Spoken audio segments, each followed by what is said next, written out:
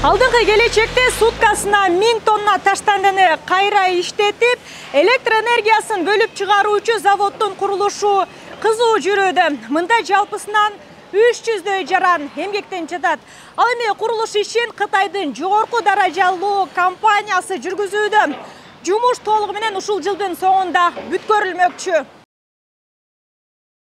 Бул жерде байкасаңыздар, жанагы от казан туручу жак, бул жактан карасаңыздар, уже элементтери акырындап коюлуп келатат. Мынакей жана бордовый цветте болгон ошол котелдун өздөрүнүн бир өзүнүн детальдарын баары коюлуп келатат. Бул жакта металлоконструкция менен эң үстүнө чейин чыгып келди. Азыркы тапта мынакей ушул жанагы айтылган бөлүк бул жерде.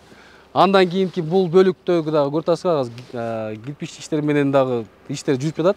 Бул жакта деген жанагы электричествоны иштеп чыгуучу ушул блок бул жакта жайгашкан. Заводдун курулуш аянтчасында административдик имарат жана негизги заводдун пайдубалы тургузулуп, тегерек четиндеги инфра түзүмүн жасоо иштери жүрүп жатат. Анда Кытай стандарттарынын негизинде заводко кирүү заманбап технология менен жол курулуп, аянтын түздөө жумуштары аткарылган.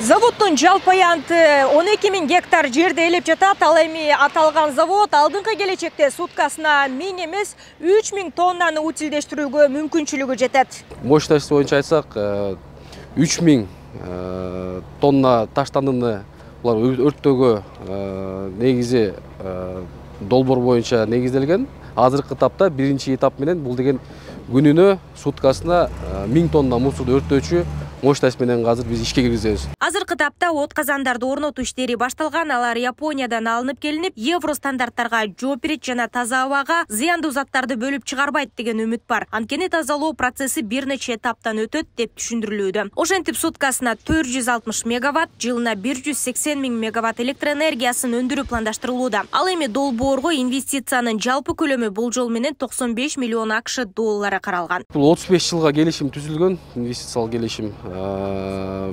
Биздики бул жактан келишим негизинде 1000 тонна суткасына өрттөөчү келишим бар. Анткени маалымат катары айтып кетсек, бул полигонго азыркы этапта 1000 тоннадан 1200 тоннага чейин күнүнө таштанды киргизилет бул жакка. Таштандын өрттөөнүн арты менен электр энергиясы дагы чыгарылат бул жактан.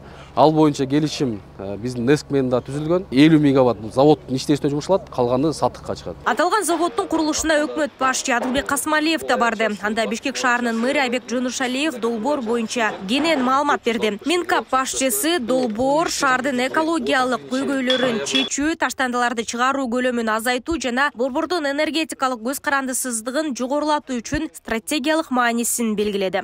Турганда ошондон бүтүргөнгө бүт баары күчүбүздү команда менен жумшайбыз. Сиздерге терең ыраазычылык, ушундай келип мына заманбап заводду куруп, ыраазычылык, рахмат. мындан кичине ушундай завод өсүп келмекте. Мындан кичине заводдорду курасыңарбы?